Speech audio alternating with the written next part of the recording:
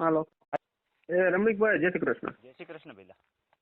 હવે મારે છે ને 13 ગુઠા જગ્યામાં કૂવો ગાળેલો છે અને 13 જણા વચારે તૈયારી. હા, પઠ્ઠું કહેવાય એને, બરોબર છે.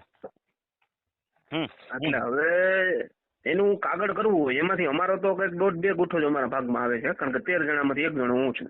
બરોબર છે. અને અમારા દાદાના નામે છે બધી, અને એ બધા બીજા 13 જણા એને બધાના દાદાના નામે જ હોય. તો અહીંયા રાહત અછતમાં બધા ભેગા થઈને ગામની નજીક હતો એટલે કૂવો ગાળ્યો હતો. હવે ઈ ખાતે કરવા માટે પ્રોસેસ કરવા જાય છે ને તો 30-35 હજારનો ખર્ચો થઈ જાય મારા એક પૂરતો. એમની ખાતે તો છે જ, શું ખાતે કરવું છે? ખાતે તો છે જ, પણ મારા દાદાના ખાતે. હા, તો એમાં વારસાઈ ચડાવવાની, કટકો થોડો જુદો પડે. હાલે મારામાં હું વારસાઈ ચડાવું ને તો ખર્ચો વધી જાય. એમ ઓલી જગ્યાની કિંમતના ગણતરીમાં 1 રૂપિયાનો ખર્ચો ન થાય. ખર્ચો શું કામ વધી જાય?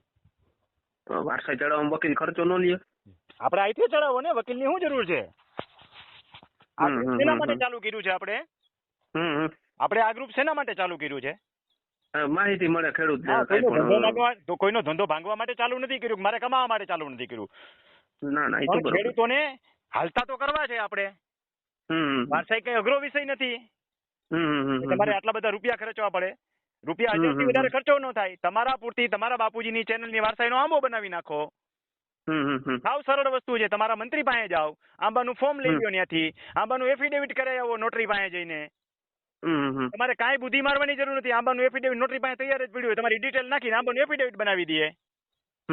એ આંબાનું એફિડેવિટ બની જાય એટલે પાછા તમારે તલાટી મંત્રી પાસે જાવ, જમીનના તલાટી મંત્રી પાસે. એ આંબો લઈ અને દઈ ગયો એટલે વારસાઈ 100% ચડી જશે. 1 પણ રૂપિયાના ખર્ચા વગર ગેરંટી સાથે કહું ચડી જાય.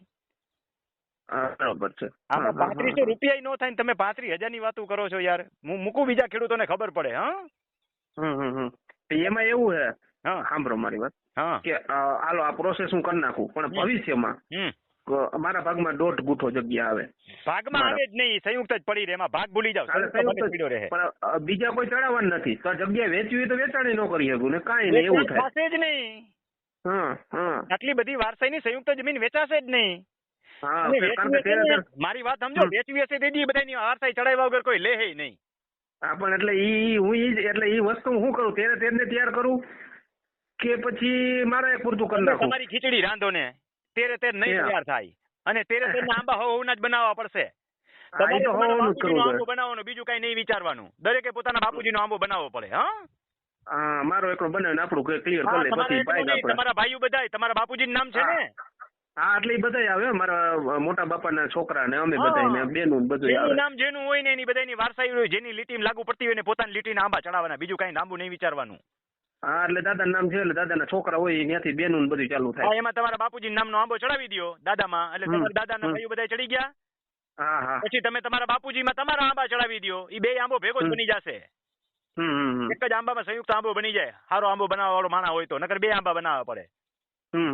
સારો સમજદાર હોય તો ડબલ આંબાના નમૂના મારી પાસે કેટલાય પીડા છે. ડબલ નહીં 3 પેઢીનો આંબો ભેગો બની જાય. બરોબર છે. તો આના માટે મારે કઈ તમે વોટ્સઅપમાં સાહિત્ય મોકલશો કે મને જરાક પ્રોસેસ કેવી જરૂર નથી? આંબા બનાવવા વાળા છે ને, નોટરી હોય ને એની કોમ્પ્યુટરમાં પૈડા જ હોય. બરોબર છે. એની પાસે આંબો બનાવી લ્યો. બરોબર છે. જાજો ખર્ચો નહીં, વકીલ ને નહીં દેવાનો. ખર્ચો ન થાય. 1000-1200 રૂપિયા વધારે ખર્ચો ન થાય. કરી નાખો. કઈ વાંધો નહીં.